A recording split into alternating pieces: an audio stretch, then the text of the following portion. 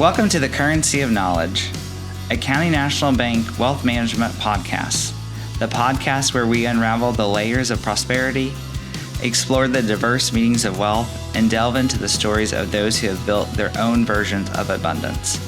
I'm your co-host, Christopher Phillips. And I'm Holly Baker. Join us on this insightful journey as we redefine wealth beyond the balance sheets and uncover the true riches that life has to offer. Let's explore the essence of wealth in all its forms.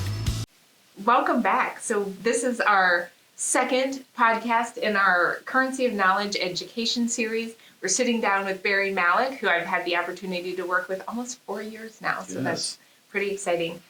Barry does head up our retirement plan services section. So Barry, welcome to the Currency of Knowledge education series. Great to be here. So Barry, how long have you been with the bank? In April, it'll be 14 years. That's 2011. Wow. We're going to That's do awesome. that. We're going to over. Fantastic. So Barry, how long have you been with the bank? 14 years in April. That's great. That's great. Thank you. So today, Barry, we're going to talk a little bit about helping clients identify their priorities for their financial well-being, and then also their goals. So I think this is really interesting because oftentimes people may know, like, I want to retire at 55 or 60 or whatever, but they don't really have those clear goals. And I think our role sometimes is to help articulate what they feel but can't put into words. Right. So how do we go about that process? Well, I think we get down to curious conversations. Having the conversation and just kind of a dialogue to talk it out and find out what their hot button is, what's important to them. For some people, it's going to be things like traveling. And for other people, they're more of a homebody. It's going to be hobbies, staying close to home or restaurants. And yet for others, it may be a health concern. That's interesting. You know, in the first episode of the education series, Jake, your colleague, was on the podcast, and he used a phrase that I thought was really. He said, "One size fits one." Oh, Right. Such a good one. That was a good one. Yeah. And so with goals, it's kind of the same. One Right. size fits one, because, you know, in the previous season of the podcast, we talked a lot about what is wealth, trying to people define it. Right. And we heard about goals as we asked that question, really, and priorities and values. So, I mean, that kind of Wealth relates. is different to everybody, just like retirement is different to everybody. Yeah. And I like that one size fits one, because it's like getting a tailored suit or a blazer.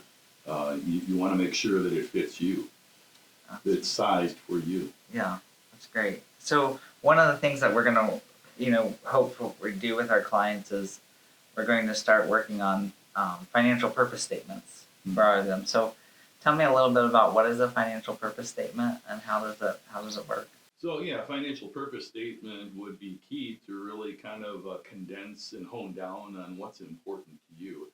So it's as we talked about, it's not a long statement, but it's really going to get down to the nuts and bolts of what's important to you in your financial life, your values. Yeah. So we can take that statement and then provide some specific goals to help accomplish kind of the bigger value statement. Yes. Right. And bring them back to it. It's Right. like their personal mission statement. Yeah. So it's something that you can return to as well, and you might hone and tweak a little bit. Of course, it's going to change all the time. So maybe we talked about the kind of big statement, but then what would be some common sort of specific financial goals that clients oftentimes have? Yeah, and I think we touched on some of these, but for some people, they want to travel. Traveling is very important, and they want to see the world. And maybe that's a high priority now, and they have the means prior to retirement, and they just want to continue that on. And then for others, it's a goal they have when they enter retirement and they stop working. But then for others, there could be health situations in their family, either a husband or wife or both. And their main concern is long-term care or treating a chronic illness. And that's going to be a higher priority than traveling or eating out. So For some people, it's going to be a mix of many different things, but it's really kind of prioritizing that and finding out what's most important. Because for the average person, if they've got a long list, they may not be able to practically afford all of it, just like you can't practically afford to do everything you want now in your working career unless you're Elon Musk or Bezos or something like that. Right. So you're going to have to prioritize and figure out where that money is going to be allocated. It's fantastic. Shoot. So as you're sitting down, helping, our current clients, but also as we're looking then, as you're going into businesses, hmm are you having those same sort of conversations with the participants, or is it different? Same conversations with the participants.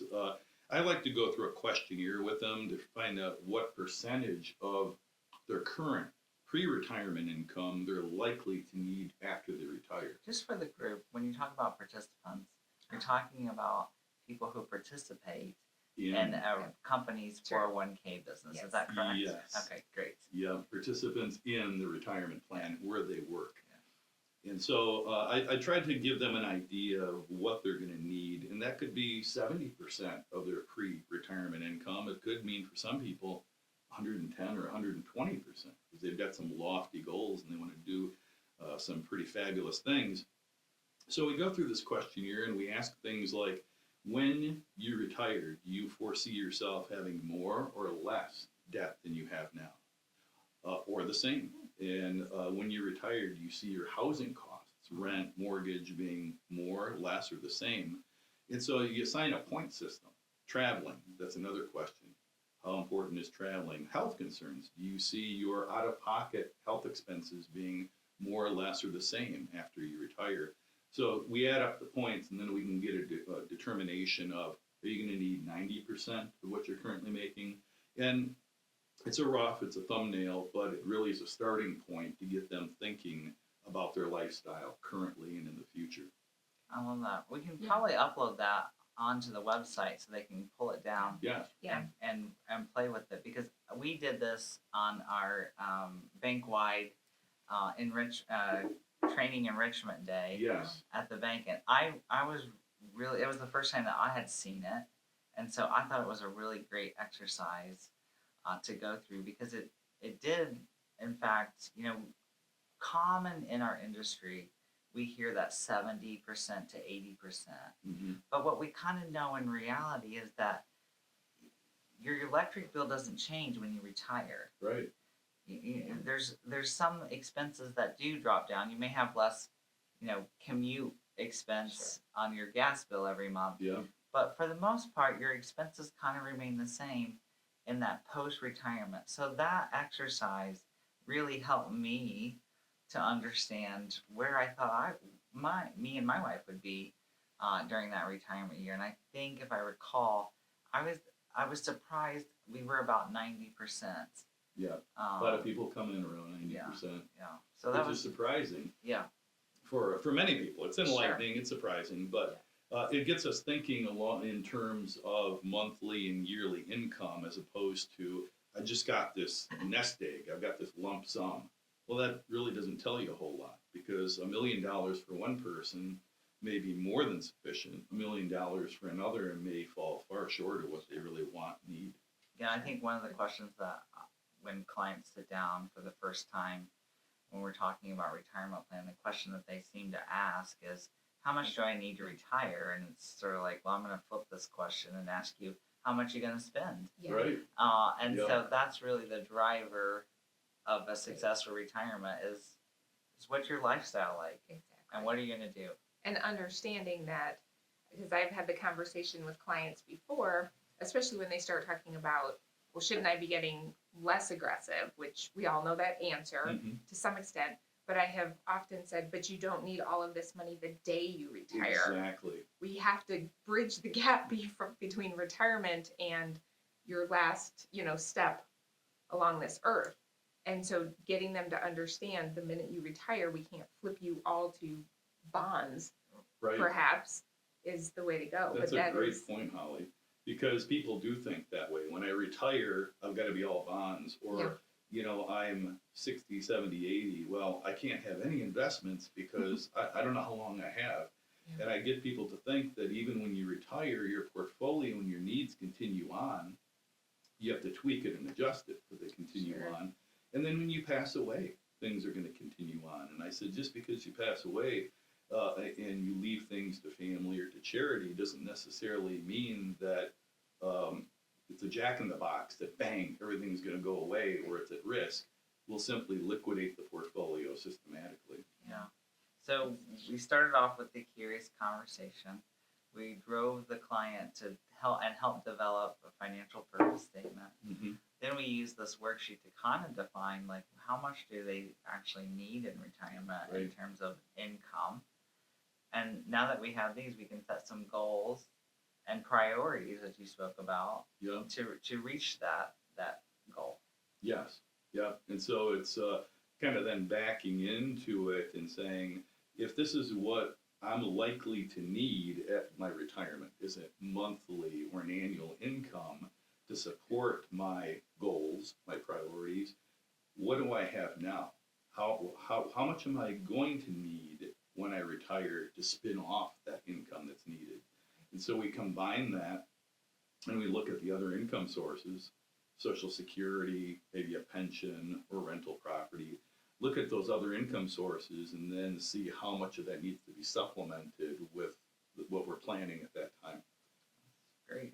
That's great. So one question would be, sorry, Chris, That's okay. if I'm 20 something, no comments, should I even be bothered to put any money into my company's plan? Because if I'm Yeah. 20, I have plenty of time. Yeah, yeah, that's a great question, and the answer is absolutely yes. Time is on your side because you may not have as much, and what you're able to put away is not as great, but you have time on your side. So that little bit you're putting away has a lot more time to snowball and build. And the magic of compound return, compound interest, means that you've got that head start by the time you're 30 then and you're 40. It's going to make a huge difference. And there is also a sheet that I use where it demonstrates or illustrates for people, someone younger putting away a little bit each month, the difference in how much that's going to grow versus someone who starts at 40 and starts putting away a larger amount. They put away a larger amount, but the end result is their snowball isn't quite as big.